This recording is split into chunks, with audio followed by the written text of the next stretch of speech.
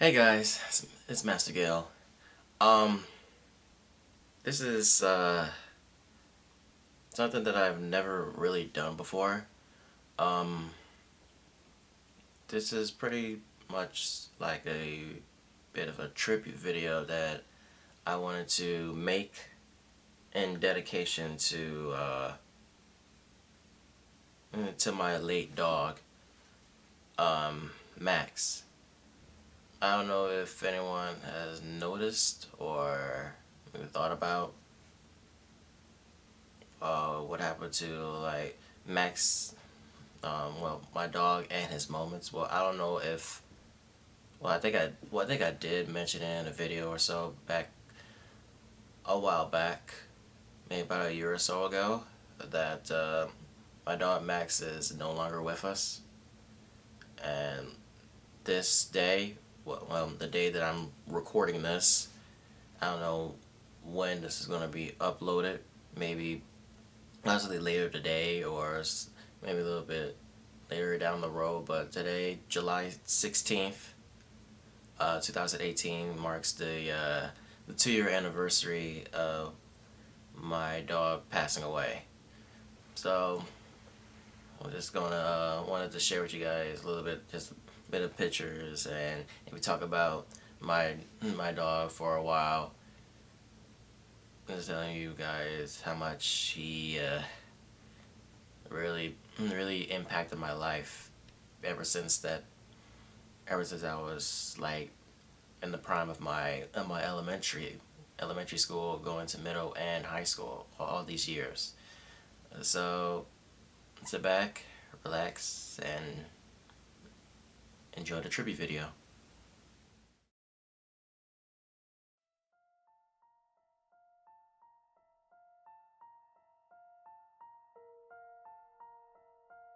Maximilian. Now, that full name didn't come into effect until my father started, well, not my father, my my mother first, and then my father soon picked up after with that name, well, the full name. And I usually don't call him that by his full name. It would just be on rare occasions. We just normally call him Max. Um, how he came about that name is how hyper and absurdly energetic that he was. Max was a boxer, Bruno. You know, he was like just a natural brown dog with just like tiger stripes, and he has that one oddly white color paw. All the rest of his paws are just black. His right forepaw is just the only white one there. He he looked like first my first boxer, Tyson, which I sadly don't have much vids or pictures of him, so I can't really do a tribute video of that. And it's been a very long time since I had to say goodbye to Tyson. We'll get to that in the later part.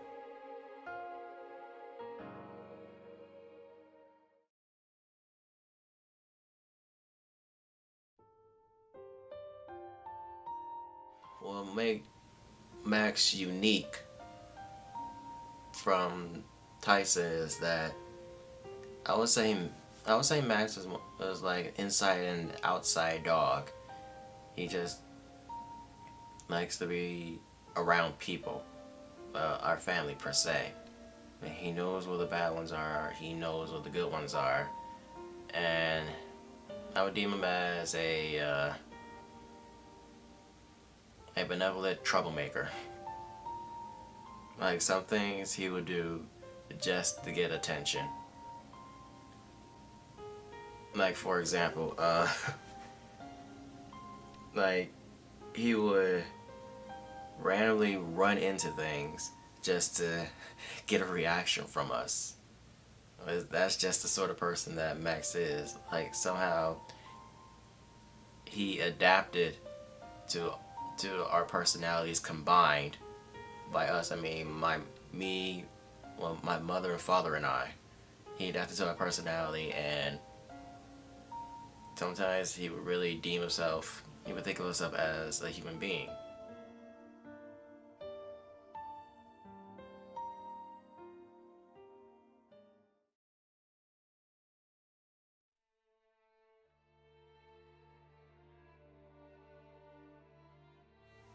It's one of those instances that that you would think that your pet is not just your pet. It's more, more like your best friend. You know, because your pet is part of your family. It's more than just a pet. Your best friend, your companion.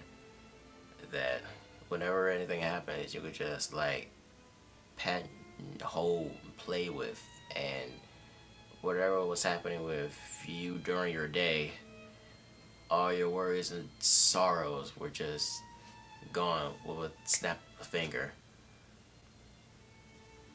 And I guess that's where Hakuna Matata comes in.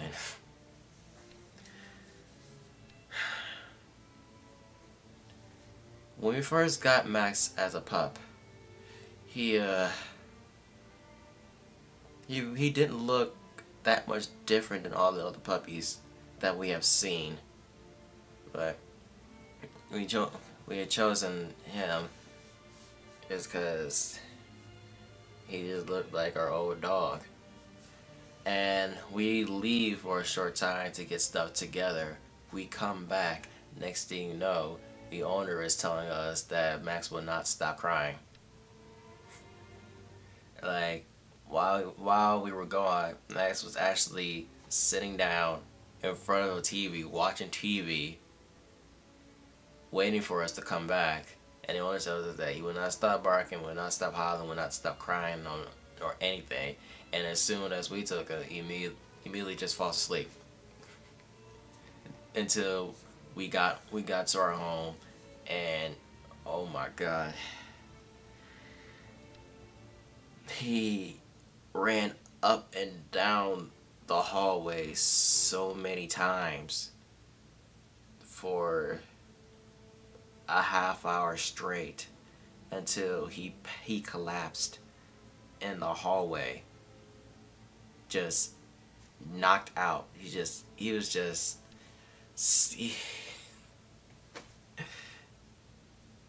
oh man, you should have heard how loud he was snoring, because he was only a puppy and he was snoring that loud.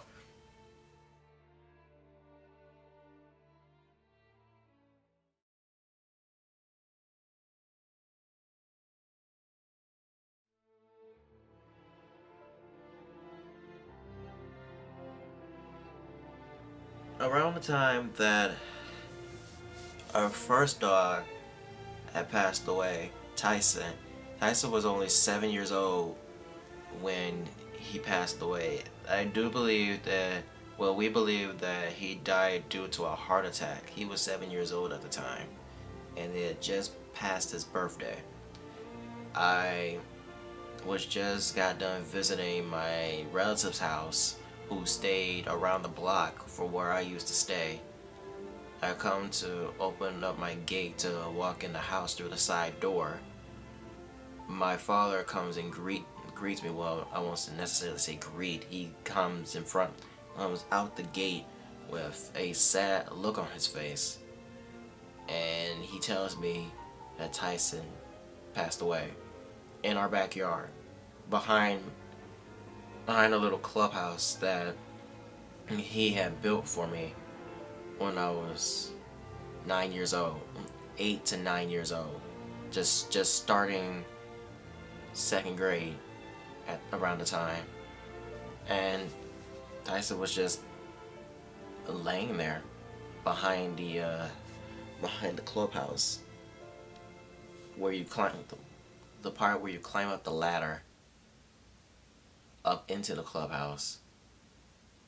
It was just laying right there, motionless.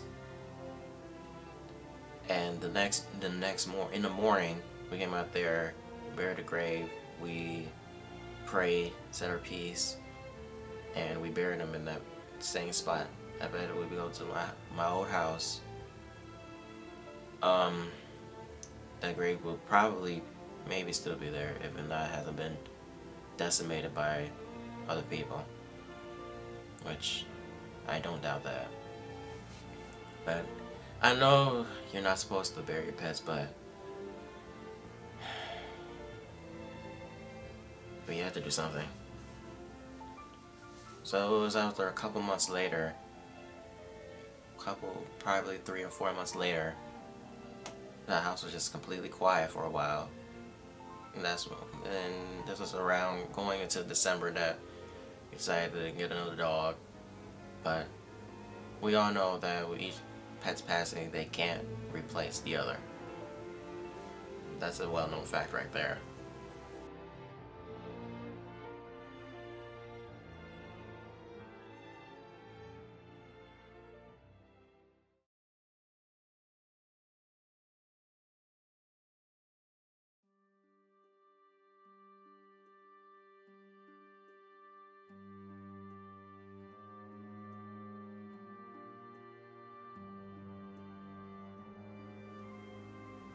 As Max was growing up, I tried to do as much as I could with him. Like, I remember a couple times before we even went to bed, I started just reading him stories, like simple, silly bedtime stories. Like, I would just pick a random comic book from the bottom of my shelf and just read it to him, and he didn't run away or do anything. He just like hopped on my bed and just fell out, and I started reading to him, and then eventually I started to fall asleep. And I think my mother has a couple pictures of us sleeping somewhere when I was little, when I was younger anyway. This was around the time when I was in 4th grade, going into 5th. And I too have troubles in school, not academic problems, more like bully problems. And yes, you know, I have my share of constantly being bullied and have to fight and stand up for myself. Going through a lot of broken glasses, a lot of broken glasses. And every time I come home, Max will just be there, reading them stories, play tug of war in the house where we're not supposed to, take him outside, go for walks.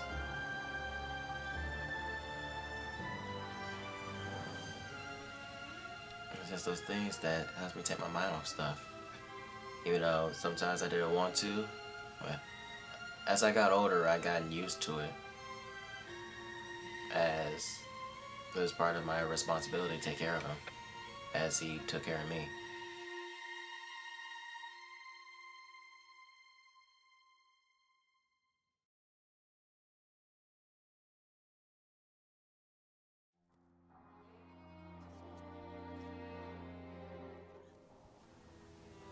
It even transitions to when we actually started moving around in April, back 6 years ago. We got a house here. Max didn't like the change at first, as he wanted to pee on everything. And that I found that as normal, so he can, like, you know, mark his territory and all that. But as the years went on, Max started to have a couple of problems of his own. He was coming down with like arthritis and all that, and some occasional faints. And the most devastating one that I found was his seizures. The seizures didn't start until the first time that we had left Max for a while at our old place to watch, as we were still getting our stuff out, but we was going to come back the next day and continue getting our stuff out. and we wanted Max to, be the guard dog for a while. When I went there by myself to just check on him to see how he was doing, play with him for a little while. That's when I first saw the seizure happen. At first I thought that he randomly got his head stuck on the deck through one of the little gapes in the deck. Like he possibly was chasing something, or he was sniffing for something and he randomly got his head stuck there. And I just saw his body flailing like crazy. As I said, I first thought he got his head stuck. But then it happened again the same day, but only much later. And we confirmed that it was a seizure that he had. This was around when he was, I want to say,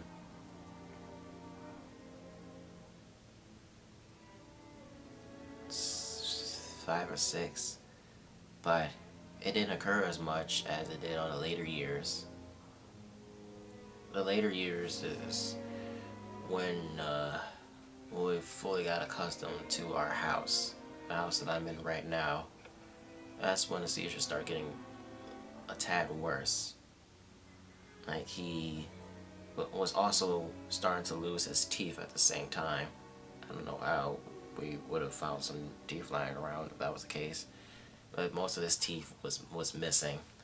And so because of that, we had to like start pouring water and stuff in his food so he can chew much more. Sadly, we had to stop buying a specific brand for him because the water wouldn't go well with the food, so we had to choose a different food for us, for senior dogs. But sadly, the ones that we had to give him would give him the runs. They were not pretty sights. Ugh.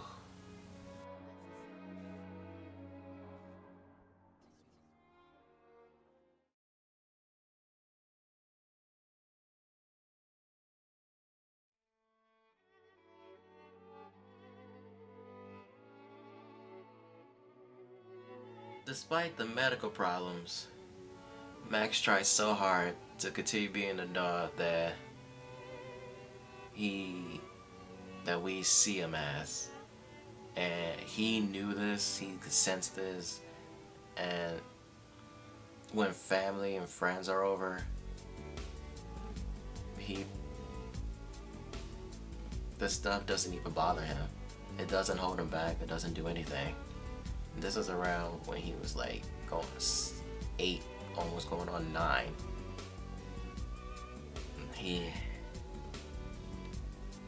was still that same silly dog that we loved and grew up with. Me throughout my elementary, even through my graduation, he was there. He could sense how proud I was when I finally graduated high school. And for the entire day, he would not leave me alone. He wouldn't leave me alone for that whole entire day. And it was amazing for him to like sense that I had a good accomplishment in my life. And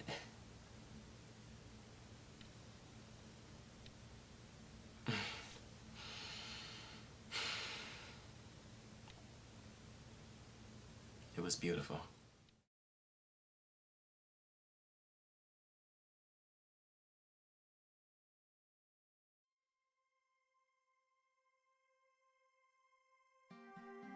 His seizures got a lot worse, and he started having them frequently. He started becoming slower with age. Of course, he was like 84 in dog years.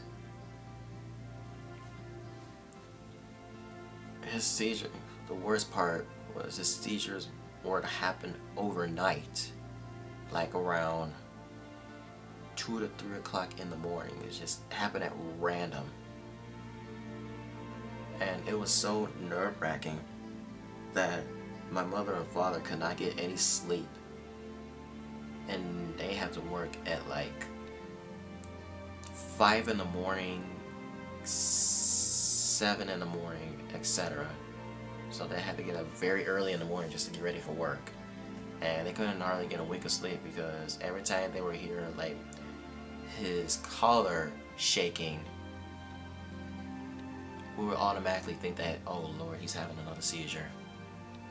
And whenever he does have a seizure, he like gets temporary amnesia. Like his brain shuts off for a minute. And we have to give like maybe 3 hours up to 2 to 3 days for him to fully recover back to being his normal max self. Like, after he has a seizure, he'll go around running into walls, not on purpose, as he used to, just to get attention. But it doesn't hurt him when he does do it on purpose. But this one, he just off balance, running into walls. Like, he would go and run into walls, being off balance, off kilter, not listening to commands. Well, he will listen to commands, but his brain, as it was, will not acknowledge it, and he'll do something else. Like, at one time, what scared my mother is that he wandered into my bathroom and started clawing at the wall. That was freaky. And so hopefully we had him go outside, and our neighbor's dog, get this, our neighbor's dog had a different reaction to Max, as he normally doesn't.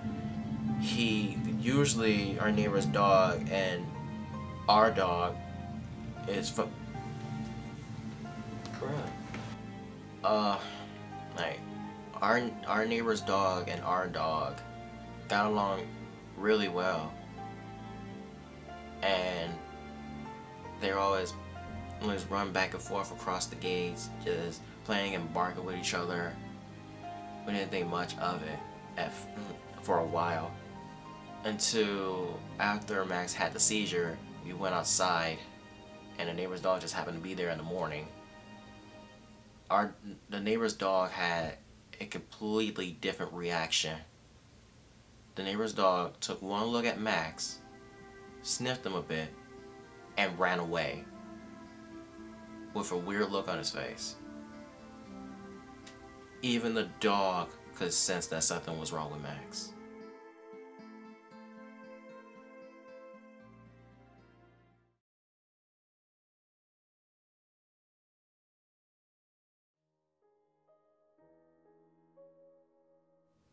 The worst part that happened was Max having 4 different seizures.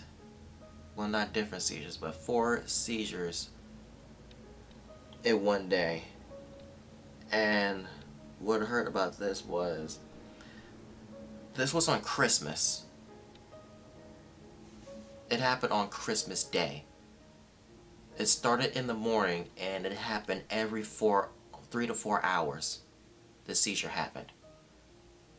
And this is when he turned 10 years old. And after he had those 4 seizures, it looked like he couldn't move for even the whole day. He even lost his ability to bark. And this happened for 2 weeks straight. When he went back to normal, he started running again. He started barking again. It looked like he made a complete comeback, a good recovery. And it was also the fact that he even had a tumor on his arm, which looked like it kept getting bigger as time progressed.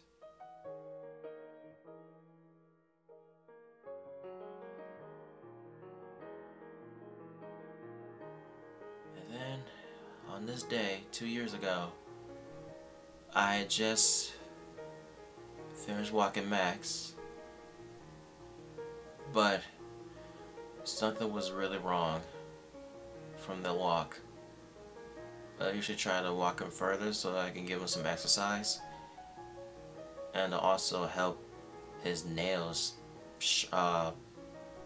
be cut a little bit, because he has sharp nails. Oof, don't get me started on that. I usually walk him down the street to the gas station, but I already noticed that, one, he was bleeding a lot on one of his feet, and two, every fourth to fifth step that we took, he kept falling out, and we didn't walk that far. I couldn't even get to the corner without him kept falling out, and he was also bleeding around the time too. So I said I couldn't do it. It wouldn't be right to just keep dragging him like that, and he loves going for walks. That's what sucked about it.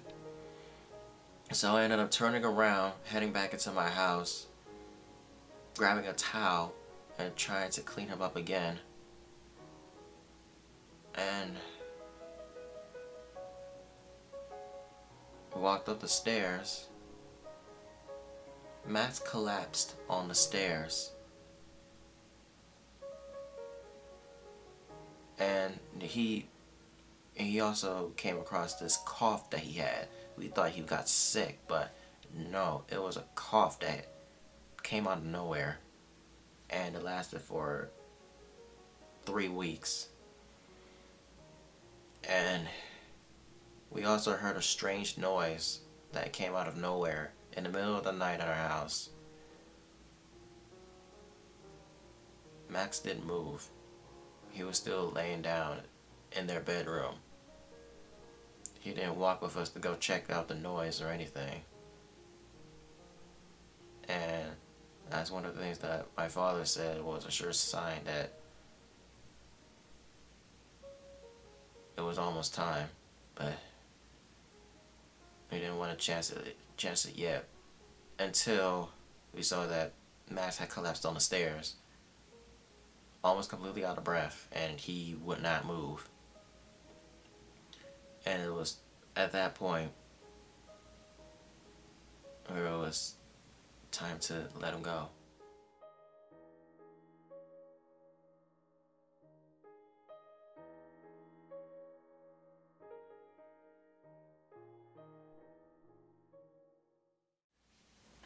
We arrived at the vet around 10 or 11 or so in the morning. I do believe it was early afternoon. That it was time to pull the plug. So we went into the room. We said our goodbyes. We prayed.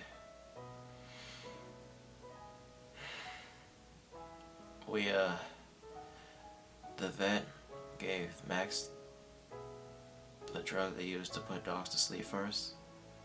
He slowly went off to sleep. And then they gave him the second drug that killed him. And just like that, Max was gone. And how he looked when he passed on, I broke down. I'm still picturing his face right now. And every time I see it, I just break down.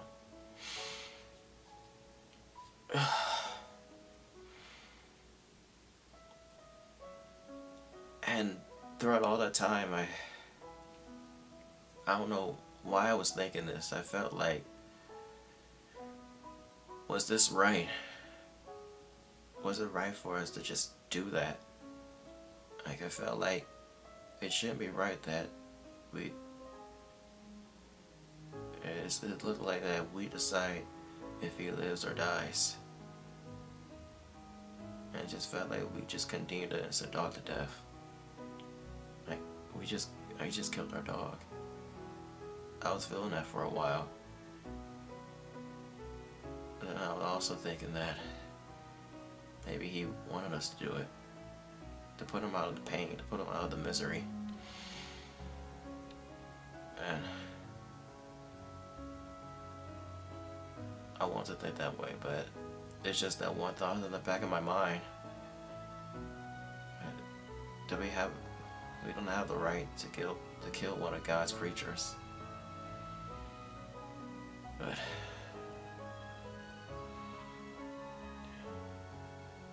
he's no longer in pain. He's at peace. I want to say we did the right thing, but God, that thought is always there. But I still see him whenever I go to bed. He sometimes visits and I see him. And along with my old dog and with Max. Oh, Tyson and Max. I hope, God forbid, this day or when my time comes, I want to see them again. I will see them again.